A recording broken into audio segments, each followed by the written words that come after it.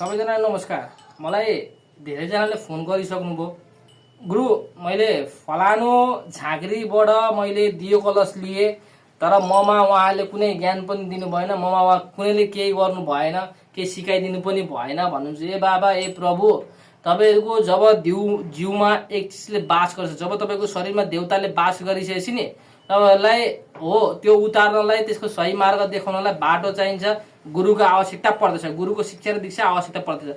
र जब कुनै पनि झाँक्री माताले तपाईँलाई दियो कलश दिइसकेपछि तपाईँहरूलाई एउटा सही सत्य बाटो र सही सत्य मार्ग र कुनै पनि चिजको मन्त्र दिन सक्दैन भने उहाँ गुरु कहलाउन हकदार छैन। यति कुरो विचार पुर्याउनुहोला। जब उहाँहरूले दियो कलश जिम्मा लगाइसकेपछि उहाँहरूले तीनटा बाचामा, तीन वचनमा उहाँहरूले तीन चिजको मन्त्र दिन आवश्यक पर्दछ। एक चिजको मन्त्र आफ्नो जिउ कभर गर्ने मन्त्र, जिउ बाँध्ने। अर्को कुरो दीप जगाउने मन्त्र, र अर्को कुरो हानमान रोक्ने र हानमान फर्काउन सक्ने मन्त्र। यो तीन मन्त्र उहाँहरूले दिन आवश्यक थियो। यदि कसैले कसैलाई दिनु भएको छैन भने तपाईँहरू गुरु कहलाउन औचित्य हुनुहुन्न। किनभने जब तपाईँहरूले दियो कलश दिनुभयो त दियो कलश दिएर के आधारमा, के चिनेर दियो कलश दिनुभयो त? तपाईँहरू बिरामी नै चिन्न सक्नुहुन्न भने दियो कलश किन दिनुभयो त? एउटा कुरो मेरोमा धेरै यो कुरो आएर मैले यो कुरो सामाजिक सञ्जालमा राखेको हो र म सक्दिनँ भन्नुहुन्छ। कतिपयले गुरु जब दियो कलश दिइसकेपछि म यो भन्दा अरू केही पनि गर्न सक्दिनँ भन्नुहुन्छ। यदि नसक्ने भए तपाईँले के पहिचान गरेर दियो कलश हातमा जिम्मा लगाउनु भयो? प्रश्न 1।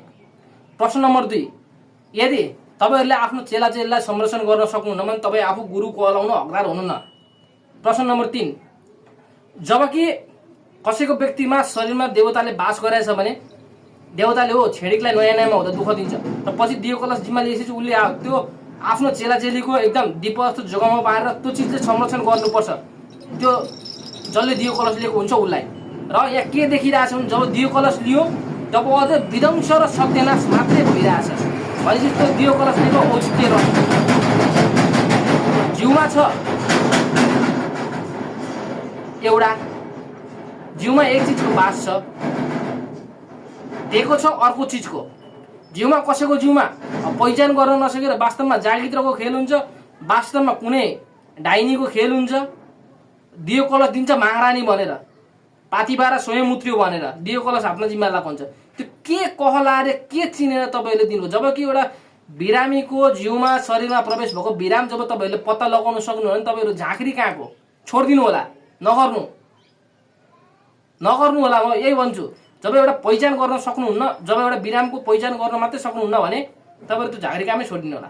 किनभने तपाईँकोमा आउँदा एउटा बिराम भन्ने, अर्कोमा जाँदा अर्को बिराम भन्ने हुँदैन।